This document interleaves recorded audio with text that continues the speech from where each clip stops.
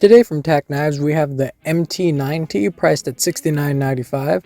I got this as a BOGO in one of my orders. They typically have a sale on a regular basis, which is always nice to save some money. But their best sales and promotions to take advantage of for sure are their BOGOs. This is one of their larger models, but the body has a unique ceramic coating for ultimate durability and protection, stated on their product webpage. Speaking of the body/handle material is zinc alloy. Now, still would have been a better choice as it's stronger and more rust resistant and lighter, I believe also. While the total weight on this one is 8.81 ounces, making it pretty hefty. The model comes in a satin finish with a Tonto style blade.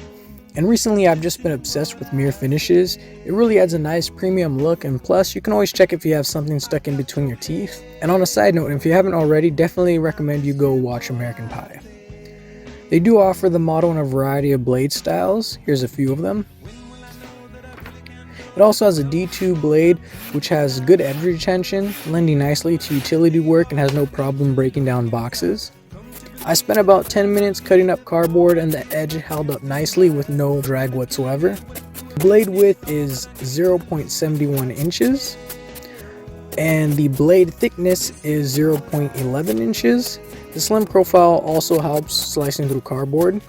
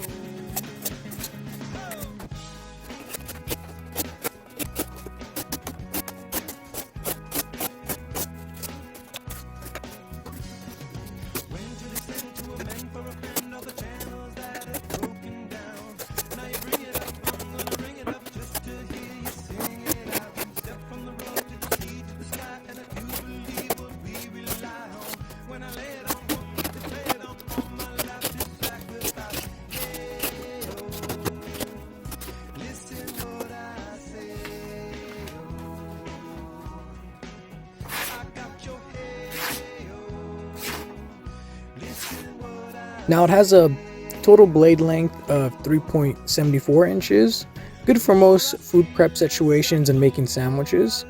The total length overall is 5.53 inches. It has a pretty standard glass breaker. Now I know this isn't a window or windshield, so bear with me.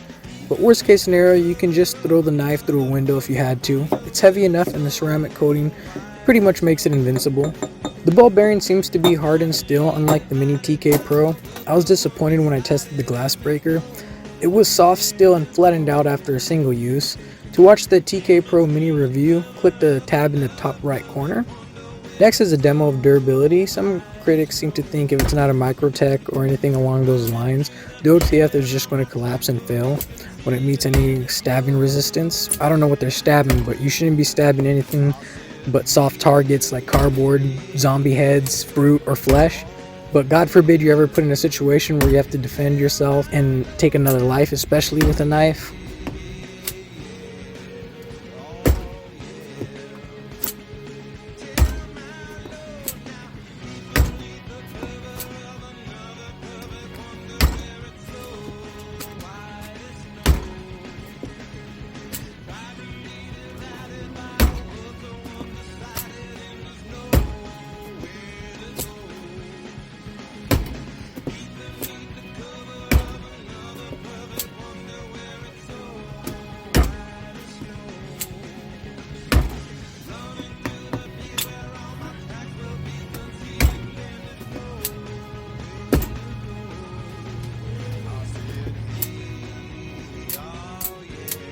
Now the ceramic coating on the handle didn't provide any solid grip, and after a while of cutting cardboard, my hands got sweaty and started to slip like an old lady in a Life Alert commercial.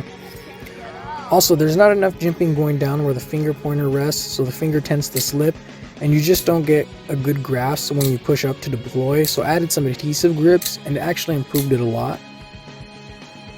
Now as we take a close-up look at the switch, we can tell it's pretty poorly machined and really smooth, as well as with the lack of texture adding to the issue of grip.